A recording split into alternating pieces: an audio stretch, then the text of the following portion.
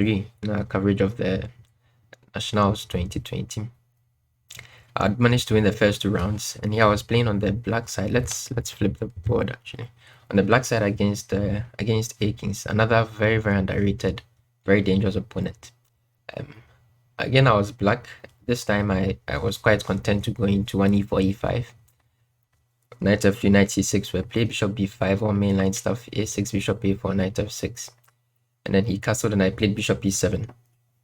Now I'd prepared these lines beforehand to go into the marshal, and that happens with rook e1, b5 was played, bishop b3, castles. Now usually here in the main line of the marshal, white goes c3, and then black responds with d5. And the idea is that you sacrifice this pawn here on e5, but then you get a lot of compensation. You get a very nice attack.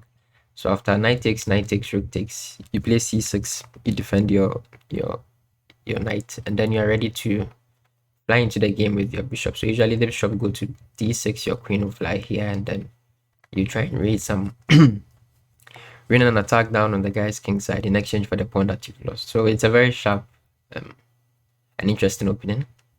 But my opponent here decided after castles to play the move a4 instead. Now this is one of the ways of avoiding the marshal. The marshal is so popular that there are certain openings that are specifically designed to avoid the marshal, and a4 is one of those moves. The point is after bishop b7, you usually play something like d3, and you don't allow the typical marshal compensation that black can get after d5. So that d5 would be a bad idea. It would just drop a pawn for much less compensation, and then you can play it like a normal ruler pairs type position. But then my opponent after a4 and bishop c3 rather went and played c3 again, much like you do in the main line of the marshal. And here it's not so good. And the idea is that I still go d5. I still play just like I would play the marshal with the exact same pawn sacrifice. But now after rook takes e5, can compare this position to the mainline marshal position here. And white has an extra move a4.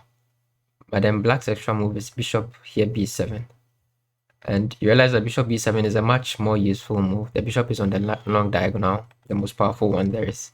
And it's already primed to attack the opponent's king. And I don't have to waste time with c6 to defend my knight anymore like I would have to in the main line. And I'm already ready to strike. So this position is just quite good for black already. It's not a good idea to go into this line as white. So I play bishop f6, hits the rook. The rook dropped down to e1. Knight f4, and now you see the problem. Already the bishop and the knight are in the g2 pawn, and it's very awkward to try and defend. Playing g3 is probably gets you mated very soon after like knight here check, and then some sort of queen here. Maybe you prepare it some. I mean, it's just a very bad idea. And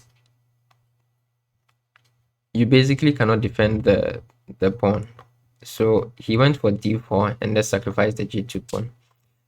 You might be tempted to play f3, but that also loses. Yeah, so my knight can just sit in here on d3, and the rook is forced to go to f1, and then like rook e8 happens, and then if you try and play like bishop c2 to try and unravel, you get it with something like bishop d4, check, pawn takes, queen takes, and then knight f2, and then you have to give up material. But more than that, now your queen is going to drop.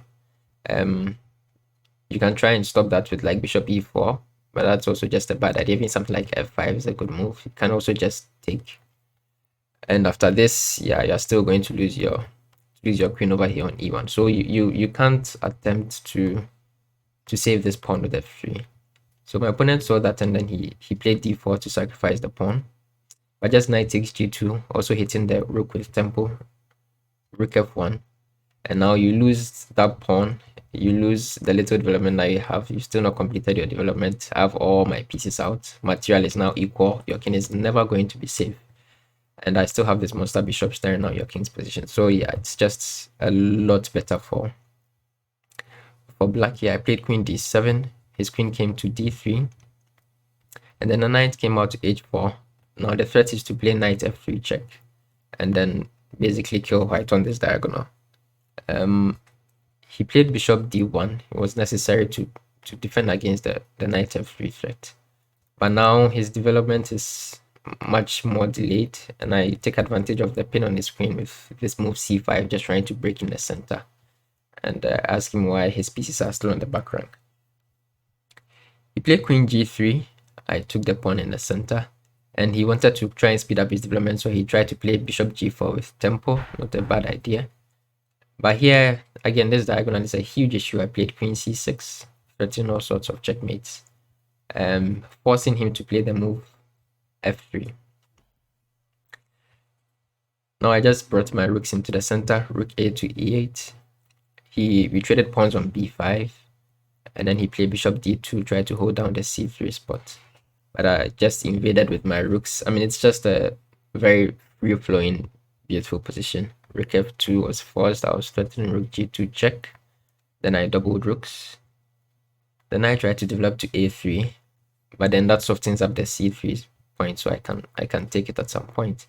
Now I think I was vaguely fearful of some sort of lines where he takes my rook, I take back, and then I maybe get a few issues here on this back rank. It's not very, it wasn't not really something that's likely, but I played h5 just to get some tempo on the bishop, and after bishop takes, now I took on c3, confidence that I'm never getting mated, and my position remains just much better. So we traded on c3. I took a pawn, and then he played rook a to f1. So now I have an extra pawn, and it's passed here on the queen side. His king is still horribly not enjoying the game. I still have better pieces. This knight is starting to look a bit silly, but he's done a great job throughout the game so far. I still have this beautiful bishop, and his pieces are not the best. So yeah, I traded rooks, rook f2. The queen took back, and then I took the knight on a3. He also took my knight on h4. Yeah, the engine wanted me to do something like queen f6, which is an interesting idea, holding down my knight, and then arguing that his knight is just offside compared to mine. And the idea is that if he just decides to like go for this pawn, then I play bishop queen g5, and I think that's just winning. The point is that the bishop is hit with check. The knight is also hit. You can't try and defend the bishop like this, because then you lose defense of the f3 square, and then knight takes f3 with check, and you are going to lose the bishop. So I mean, you should know that the knight is protected by the bishop here. So that was what the engine wanted to do. But I mean, queen takes e3 was still good. I mean, all this is completely winning, like -10 or something according to the engine. And then he took my knight on h4. So now I have a protected passed pawn. No, just a passed pawn. And I mean, the simple winning idea is to push the pawn down the board. But I went about it the very wrong way. Now he's starting to get his pieces aiming at my king. His bishop is eyeing this f7 square. The queen is around. The rook can easily maybe join the action. And what I should do is I should keep my queen centralized. Just keep it playing the game, and then it's able to defend against all the threats. So the move here was to play queen c5 check. And after the king hides somewhere, then I play b4, and then I just push the pawn. And then it's very easily winning. I played b4, and the problem is that now my queen is starting to suffer. And already here, the position drops down to 0-0-0. It's a draw. There's a perpetual, and the idea is bishop f7. Your king has to take, and after queen f4 check, it's impossible to avoid the checks. So yeah, I mean, you can try to run around, but there'll always be a check somewhere. So yeah, that was the first blunder, playing b4 without bringing my queen back. But my opponent missed that. He played queen c4 with a similar idea of ganging up on the f7 square. But this one was not too accurate, and I think the solution was for me to play queen e6 check. And then I could just come back with the queen to defend everything. Once the queen comes back and I maintain this protected pass pawn, then I'm still going to be winning. But I played rook f8, and then he played rook e1, and all of a sudden I realized that I hadn't seen this move before, and I didn't see the danger in it. But after looking at it, once we got to this position, I realized it was very, very dangerous, and I could just lose very simply. And the point is, if I just play some move like queen c3, hitting the rook and then trying to go for this exchange, I lose on the spot. And the tactic is bishop f7 check again. Yeah, this time rook f7 is forced. If the king ever goes here, then queen here will be checkmate. After rook f7, rook e8 check. Now that the rook is pinned here, it can no longer come to the back rank, and my king gets mated, and it's actually forced mate. So rook e1 was a wake-up call, and I realized my position was actually in quite a lot of danger. I did find the only move though to maintain my winning advantage, which was g6, and the idea is to counter attack. So yeah, it's a move that looks like it's silly because the pawn is actually just hanging because this f pawn is pinned. But the point is that after bishop takes g6, which is basically forced. I mean, if you go back with your bishop, then you no longer have any threats. And then queen c3 is a very good move. Sorry, queen c3. But so you have to take. And after bishop takes g6, the point is that the bishop is now forced to leave control of this f3 pawn. And I respond with queen takes f3. This is what happened in the game. And now my threats of mates are more important than your threats on my f7 pawn. And so you are forced to play bishop e4 to try and block my diagonal. And this is I guess the critical position that happened in this game. And this position is winning. But how it's winning is the problem. So the winning move was to start with queen g4 check, with the point being that eventually the king is going to be forced into the corner. I mean, it can try to come out where you're going to continue checking it until it goes back into the corner. And after it goes into the corner, you play a move like this. And you pin the bishop two ways, both to the rook on the back rank and then to the queen over here on the side. And yeah, I didn't see this idea. And the bishop is actually just lost. And you win the game. I mean, it looks like there are so many reveals, so many checks, but simply none of them work. And the threat of mates and the fact that the bishop is actually pinned to the skin make it easily winning. You just win the piece and the game. But I didn't see this idea. I played bishop takes e4, and after rook takes, the position is completely drawn once again. Yeah, although I have this extra pawn, there's no way to maintain it. He's threatening to go like rook g4, check my king over these two files, exchange queens, and then just win the pawn back. So I can try to push it, but the endgame is completely drawn. I might actually be in danger because my king is more likely to get mated. I only have one queen. My rook cannot support in attacking his king. So I rather felt the need to even liquefy and bring the game to its end. So I just forced the queen exchange with queen d1, king f2, queen d2, king f3, and after queen c3 check, we shook hands.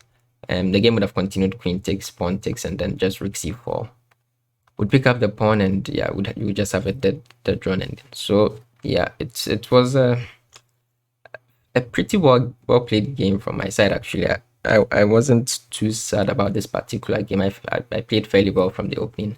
I realized when I had the advantage, and I maintained it quite well up until the very end. Especially finding this idea with g6 over here, I was fairly happy with. Basically, the only critical moment was missing this queen g4 check right at the very end, and allowing and playing bishop e4 instead. And although I mean, it's something I still expect to find, and I'm not happy about missing it, but I wasn't terribly sad about it either. It's not fairly obvious. And also at the time, my king was starting to get very open, and I was starting to fear for my own king safety.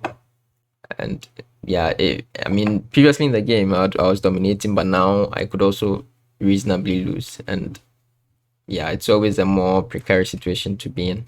Also, I think there was yeah, there probably was some time trouble element attached to it, but either way, um, I still think it was an okay game played. Not the ideal result, but I wasn't too unhappy. So this was the end of the first day. We're playing 3 rounds per day. So after the first 3 rounds, I had 2.5 out of 3. So pretty good score.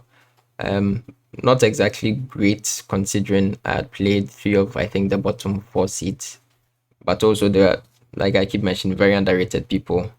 So not trivial games at all. So I was fairly happy going home the first day, and the next 3 rounds were to be quite decisive because I'll be playing the very top 3 seeds in succession the following day. So yeah, I look forward to presenting those games to you. You can expect them soon. So thank you very much for tuning into this game. Don't forget to leave a like, drop a comment, subscribe if you haven't. Enjoy your chess. See you later.